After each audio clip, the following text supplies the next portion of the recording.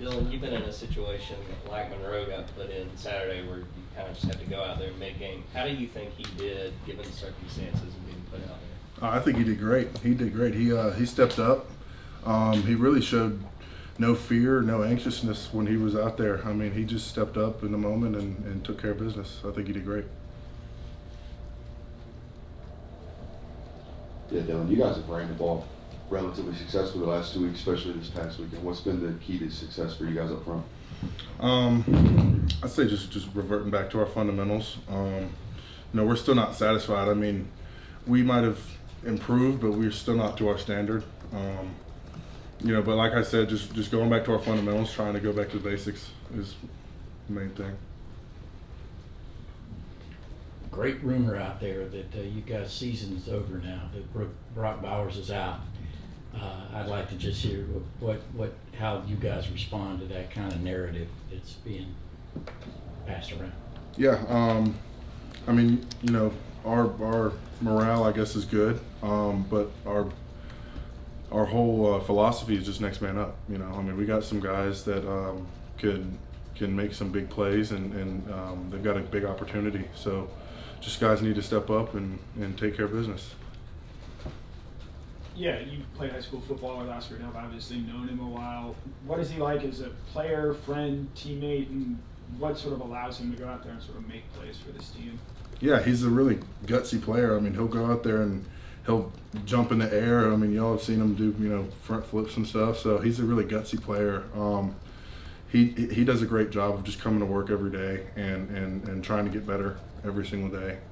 That's just something he does really good. When you got here a year after him, was there anything you noticed that was maybe different about him, having spent that year in the program already?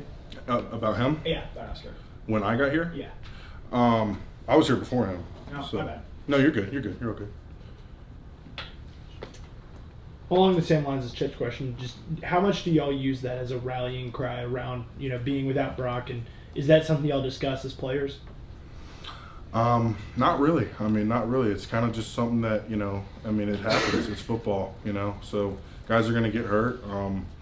Like I said, we just have that next man up mentality and just try to keep rolling with the punches.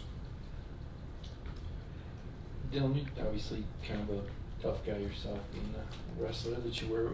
What was your impression of Luckie when he came in? We heard these stories from Kirby about him trying to take on the team when he came in. Did you know this cat was different? And what kind of insight can you give us? For sure. Yeah, he was definitely different.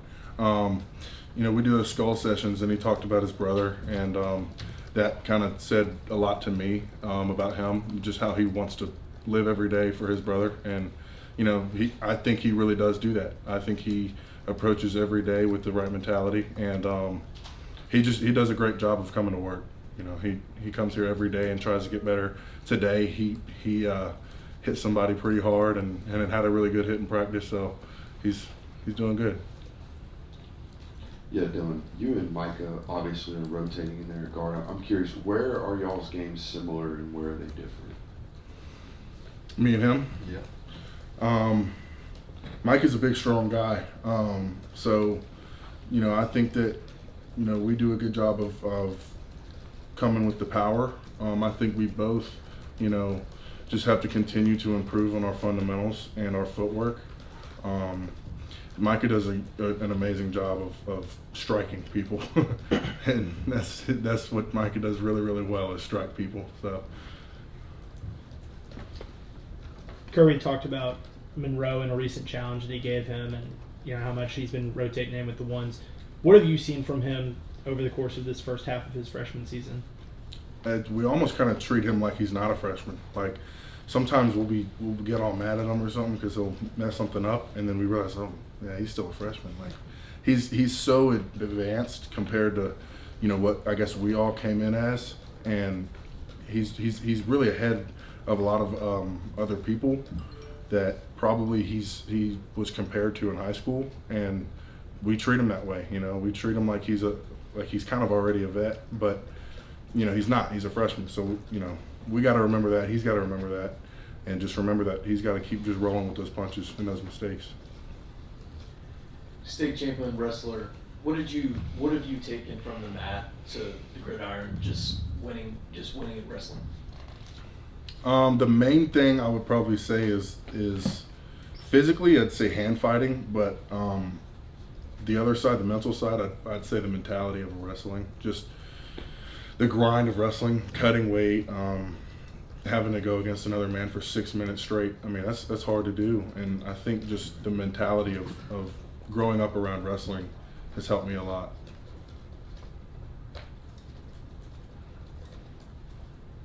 Yeah, ask Kirby about this. I'm curious your thoughts on the turf Saturday. Seemed like I noticed you slip a few times on tape. Is that just standard turf slippage, or what do you think about Saturday's turf? It was definitely slick. It was slicker than what I'm used to, for sure. Dylan, as an offensive lineman, what does it do for you to have a back like Daijun, who, if you give him a little bit of space, he can turn it into something big like we saw on Saturday?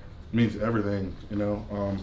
We make mistakes, and sometimes he makes, I don't know what you would call it, but he makes advantages off of our mistakes. You know, we might go have the wrong block or have the wrong look, and he just cuts it off, cuts it back inside, or, you know, just fixes our mistakes, and that really, we appreciate that a lot. So.